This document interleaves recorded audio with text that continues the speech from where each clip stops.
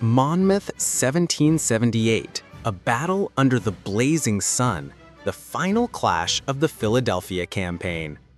On the scorching morning of June 28, 1778, across the grassy plains and wooded fields near present-day Freehold Borough and Manalapan, New Jersey, two great armies collided in what would become one of the most intense and punishing engagements of the American Revolutionary War, the Battle of Monmouth. This battle not only showcased the growing capabilities of the Continental Army led by General George Washington, but also became a personal reckoning for Washington himself, who was under significant political pressure at the time. On the other side stood General Sir Henry Clinton, newly appointed Commander-in-Chief of British forces in North America, leading a massive retreat from Philadelphia to New York. But Clinton's choice to march across New Jersey opened the door for Washington to strike, a decision that culminated in a brutal confrontation at Monmouth Court House. Strategic background: after a bitter winter. This campaign was the continuation of events that began in 1777 when the British captured Philadelphia, the capital of the American Rebellion. General Howe, Clinton's predecessor, succeeded in occupying the city but failed to destroy Washington's army. Washington, after defeats at Brandywine and Germantown, retreated to Valley Forge, where his army endured a legendary winter. But in Valley Forge, amidst starvation, illness, and hardship, a quiet yet profound transformation occurred. Washington began implementing stricter military discipline, aided by the training of Baron Friedrich von Steuben, a former Prussian officer who introduced modern European drill tactics.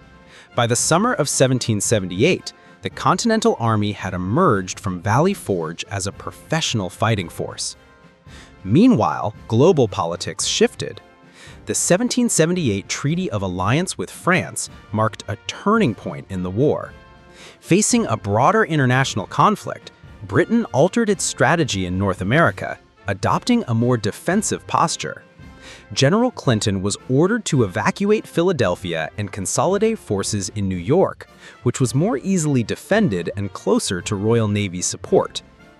But Clinton's choice to march across New Jersey opened the door for Washington to strike, a decision that culminated in a brutal confrontation at Monmouth Court House.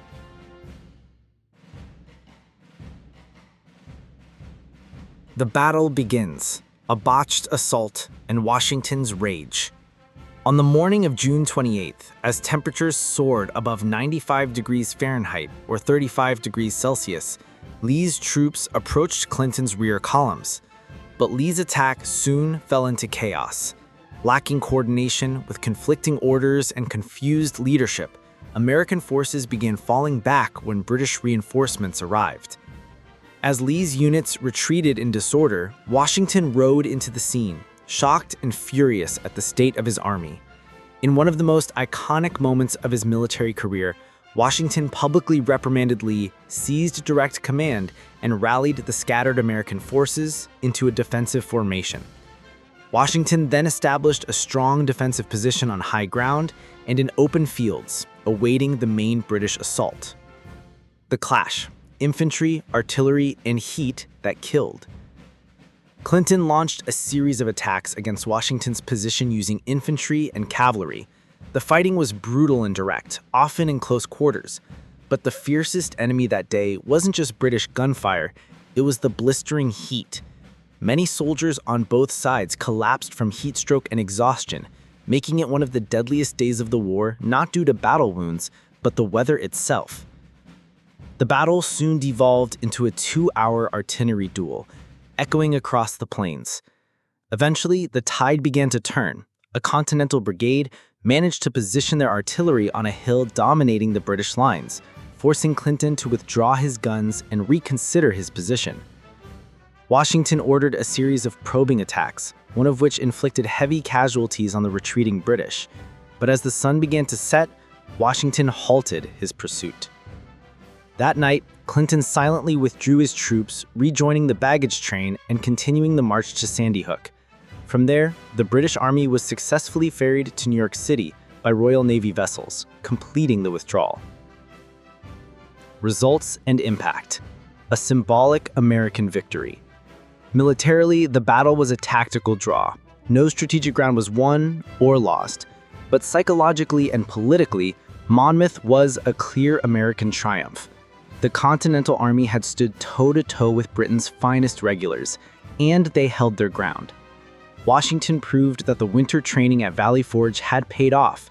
More importantly, he silenced his political critics, many of whom had advocated for his replacement. Congress formally praised Washington for his important victory at Monmouth, solidifying his standing as the rightful commander-in-chief. On the other hand, Charles Lee's reputation was shattered. He attempted to defend himself in public letters, but only worsened his situation. Washington arrested him, and he was court-martialed on charges of disobedience, disorderly retreat, and disrespect toward the commander-in-chief. Though some charges remain debated by historians, Lee was found guilty on all counts, effectively ending his military career. Legacy of the Battle of Monmouth. The Battle of Monmouth became a symbol of the rebirth of the Continental Army as a professional fighting force.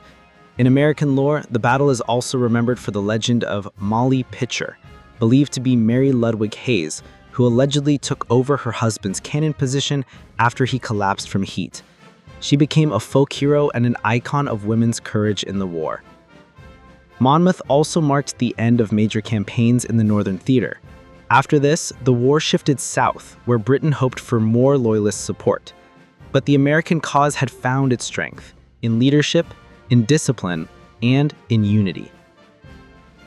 Conclusion. The Battle of Monmouth was not merely a clash between two generals, but a confrontation between two visions: imperial conquest and republican freedom.